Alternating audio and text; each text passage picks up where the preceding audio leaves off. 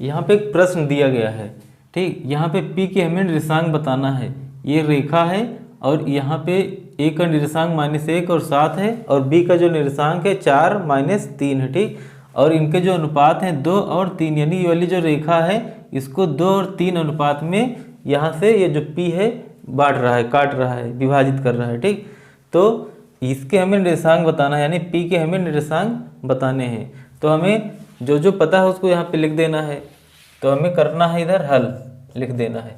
तो यहाँ पे जो -1 है ये किसका मान है, x1 का। इसको हम मानेंगे x1 और इसको मानेंगे x2, इसको मानेंगे y1, इसको मानेंगे y2, ठीक। और यहाँ पे m1 है और ये क्या है, m2 है, ठीक। m1 ये और ये क्या है, m2, ये मतलब ये अनुपात का है मान।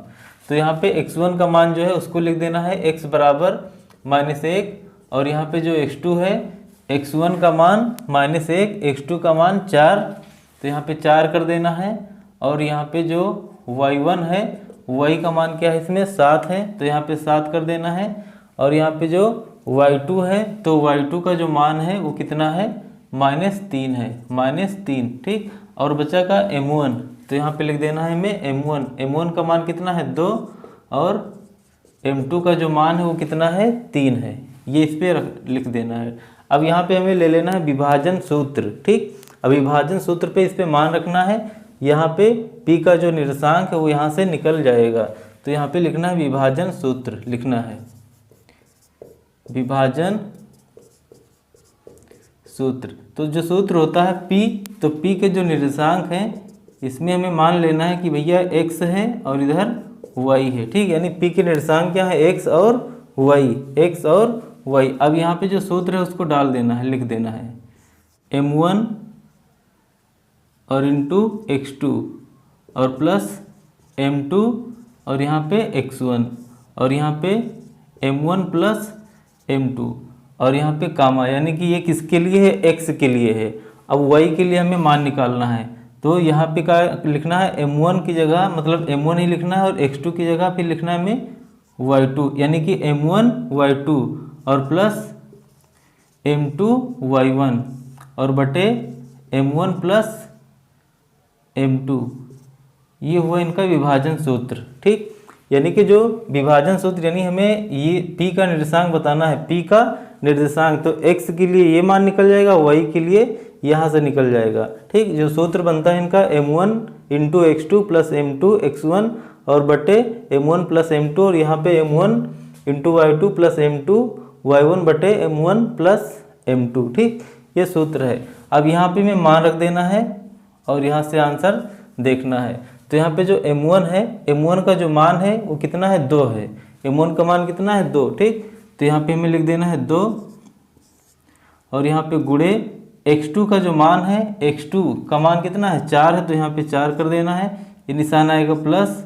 और यहाँ पे m2 का जो मान हो कितना है, 3 है, m2 का मान कितना है, 3 है। और गुणे जो x1 है वो कितना है, इसका मान -1 है, x1 का मान कितना है, -1 है।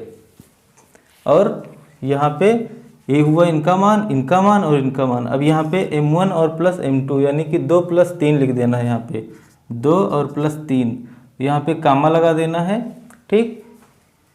ये हुआ x के लिए मान और y के लिए। अब यहाँ पे m1 का मान कितना है, 2, तो यहाँ पे 2 लिखना है और गुणे y2 का मान कितना है, ये का है y1 और y2, यहाँ पे मान आएगा -3 और निशान प्लस का। और यहाँ पे m2 का मान कितना है, 3, तो यहाँ पे 3 कर देना है, ठीक।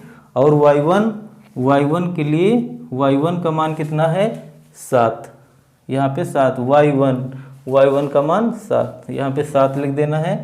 और बटे m1 प्लस m2 यानी कि 2 और प्लस 3 ये। अब इनको थोड़ा सरल करना है, तो यहाँ पे आ जाएगा 2 चौको 8 और प्लस 3 एकम 3 यानी कि -3 आ जाएगा। और बटे 2 और 3 5, यहाँ पे 5 आ जाएगा। और यहाँ पे 2 3 6, -6 और प्लस 7 त्रिक 21 और बटे 2 और 3 5, तो यहाँ पे 8 और प्लस -3 और बटे 5 और यहाँ पे कामा 21 से 6 यहाँ से निकल जाएगा, 21 क्योंकि प्लस में है और 6 है माइनस में, तो 21 से 6 निकलेगा कितना आएगा 15। तो यहाँ पे मिल जाएगा 15, प्लस में आएगा प्लस 15, ठीक, क्योंकि बड़ी संख्या प्लस में है, और बटे यहाँ पे आ जाएगा 5।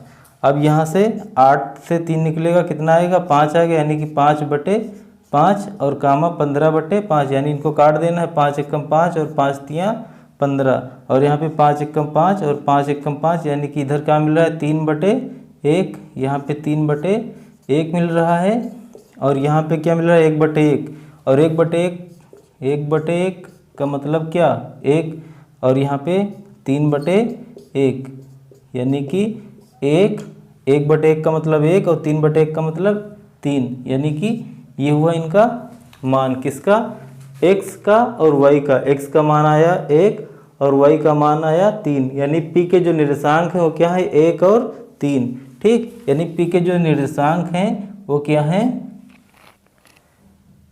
1, 3। ये हुआ इनका आंसर।